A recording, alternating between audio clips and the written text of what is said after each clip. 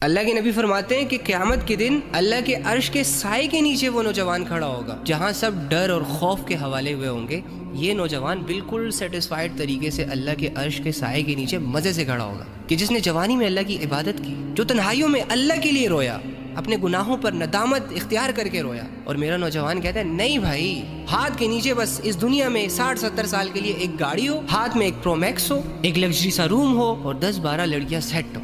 کہ جن کو ہم روزانہ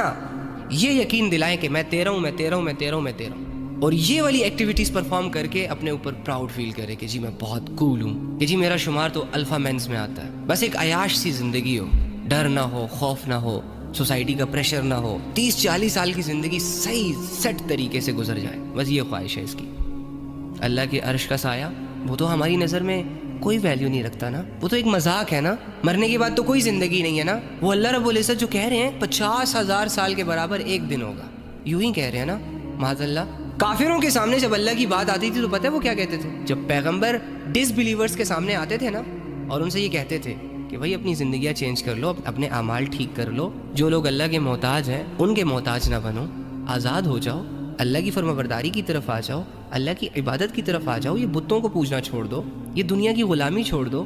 تو آگے سے پتہ کیا کہتے ہیں؟ وہ کہتے تھے کیسی باتیں کر رہے ہو,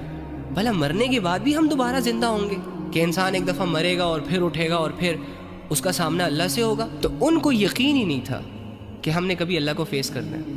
اسی لیے جو ان کے دل میں آتا تھا وہ کرتے تھے. لاکھوں کی تعداد میں لوگ شیطان اور نفس کے ہاتھوں کی کٹ پتلی تھے. شیطان اگر چاہتا کہ یہ بتوں کے سامنے جھک جائے, جھکا دیتا, ان سے زنا کروایا جائے, کروا دیتا, ظلم کروایا جائے, کروا دیتا, اللہ سے غافل رکھا جائے, رکھ لیا جاتا. تو کیا آج یہ تمام سمٹمز تمہیں مسلمانوں میں نظر نہیں آ رہے؟ ٹھیک ہے مسلمان زبان سے کہتا ہے کہ مرنا ہے, مرنے کے بعد اللہ کی طرف جانا ہے, لیکن ان ساری چیزوں کو صرف نالج کی حد تک نہیں رکھنا تھا نا یار. اللہ رب العزت نے تو یہ تمام آیتیں اس لیے اتاری تھی تاکہ ہماری عقل روشن ہو جائے, ہمیں یہ غیب کی خبریں اس لیے بتائی تھی تاکہ ہم ڈر جائیں, تاکہ ہم اپنی زندگیاں چینج کر لیں, یہ چھوٹی چھوٹی لذتوں میں, چھوٹے چھوٹے گناہوں میں آخرت کے سودے نہ کر دیں. تو خدا کا واسطہ یار اپنی زندگیاں بدلو,